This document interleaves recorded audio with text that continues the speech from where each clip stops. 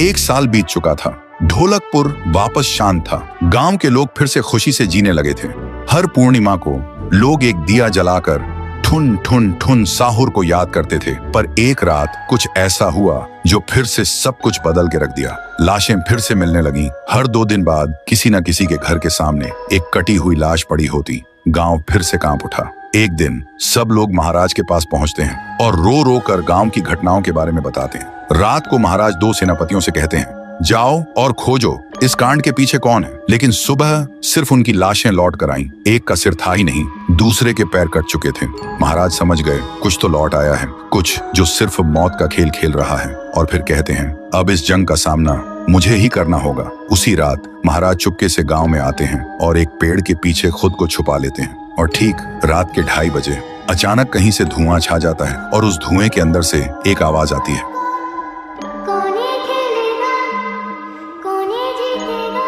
और फिर धुएं के बीच से निकलती है एक गुड़िया, गोल आंखें, एक बेजान सी मुस्कान, लेकिन चेहरा मौत का पैगाम।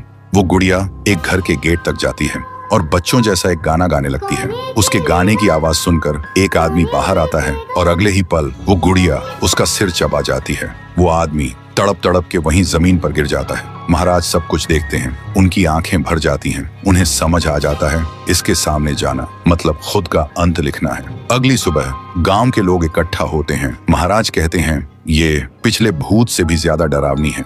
इसे सिर्फ वही हरा सकता है जो मौत को पहले ही हरा चुका है। और फिर एक पूर्णिमा की रात सब लोग दिया जलाकर पुकारते हैं, आप वापस आइए, आपके बिना ये गांव जिंदा तो है पर जीने जैसा नहीं। तभी एक आवाज गूंजती है,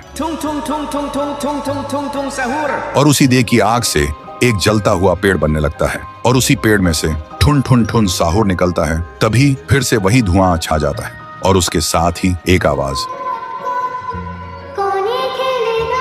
सब लोग घुटनों के बल गिर जाते हैं और कांपती आवाज में बोलते हैं, हमें बचाइए, वो आ गई है। ठुन ठुन ठुन साहुर एक जोरदार जंप करता है और सीधा उस धुएं में घुस जाता है और शुरू होती है एक आखिरी जंग। ठुन ठुन ठुन साहुर और गुड़िया की। जमीन कांपने लगती है, आसमान से बिजली गिरती है और जब धुआं हटता है तो दिखाई देता है गुड़िया बिखर चुकी थी। हाथ अलग, सिर अलग, पैर अलग। और तब से गांव में फिर से एक नई सुबह हुई। महाराज मुस्कुराए, गांव वाले जीने लगे और उस दिन के बाद ठुन ठुन ठुन साहुर सिर्फ एक भूत नहीं रहा, गांव का रक्षक बन गया। लेकिन उसी रात कुछ ऐसा हुआ जो किसी को भी पता नहीं चला। गुड़िया का सिर, हाथ, पैर अपने आप जुड़ने लगे थे और फिर वो वहां से चली गई। तो दोस्तों, अगर आप देखना चाहते हैं पीहू वर्सेस गुड़िया तो इस वीडियो को 1 लाख लाइक्स तक पहुंचा दो।